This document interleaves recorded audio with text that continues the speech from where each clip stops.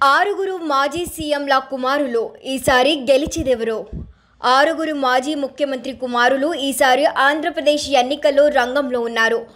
వీరిలో ఎవరు గెలుస్తారు, ఎవరు తండ్రి పేరును నిలబెడతారన్నది మాత్రం ఆసక్తికరంగానే సాగుతోంది.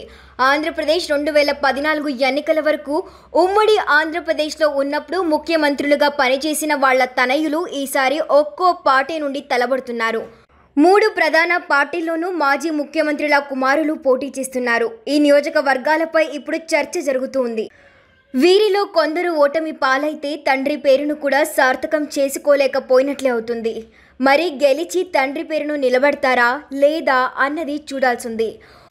వైఎస్ జగన్మోహన్ రెడ్డి పులివెందుల నియోజకవర్గం నుండి పోటీ చేస్తున్నారు. ఈయనకు ప్రత్యేకత ఉంది. ఇప్పటికే ఈయన ముఖ్యమంత్రి అయ్యారు.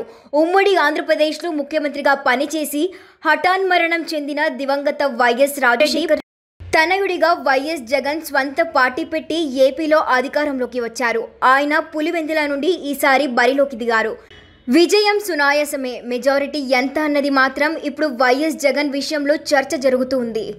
నారా లోకేష్ ఉమ్మడి ఆంధ్రప్రదేశ్లోనూ విభజిత ఏపీలోనూ 14 ఏళ్ల ముఖ్యమంత్రిగా పనిచేసిన చంద్రబాబు నాయుడు కుమారుడు నారా లోకేష్. ఈయన మంగళగిరి నుండి టీడీపీ అభ్యర్థిగా పోటీ చేస్తున్నారు. నారా లోకేష్ తాత ఎన్టీ రామారావు కూడా ఉమ్మడి ఆంధ్రప్రదేశ్కు ముఖ్యమంత్రిగా పనిచేశారు. గత ఎన్నికల్లో నారా లోకేష్ మంగళగిరి నుండి పోటీ చేసి ఓటమి పాలయ్యారు. అయినా మరోసారి ఇక్కడే తన అదృష్టాన్ని పరీక్షించుకుంటున్నారు. ఈసారి కూడా నారా లోకేష్ గట్టి పోటీ ఎదుర్కొంటున్నారు. అయితే ఎడ్జ్లో ఆయన బయటపడే అవకాశం ఉందని టీడీపీ నేతలు ఈసారి ధీమాగా ఉన్నప్పటికీ ఫలితాలు వెలువడేంత వరకు సస్పెన్స్ తప్పట్లేదు.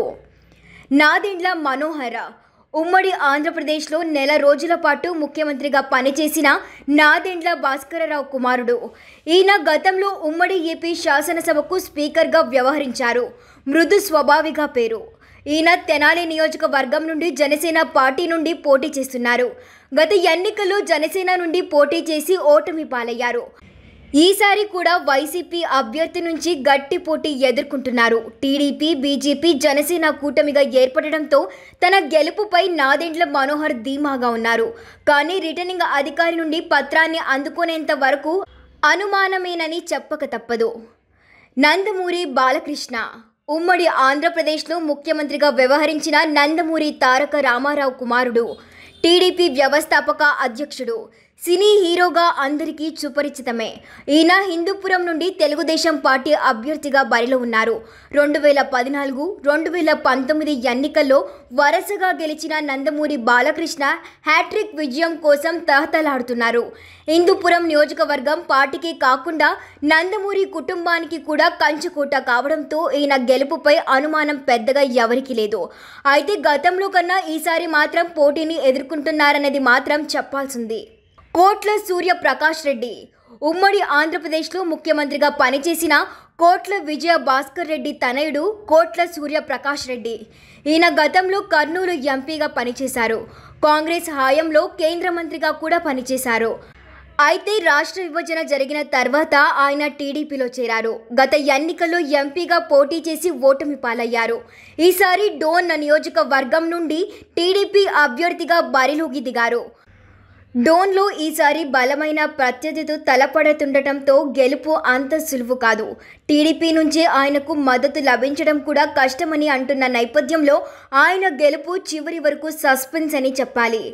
నెదురుమిల్లి రామకుమార్ రెడ్డి ఉమ్మడి ఆంధ్రప్రదేశ్కు ముఖ్యమంత్రిగా పనిచేసిన నెదురుమిల్లి జనార్దన్ రెడ్డి కుమారుడు నెదురుమిల్లి రామకుమార్ రెడ్డి.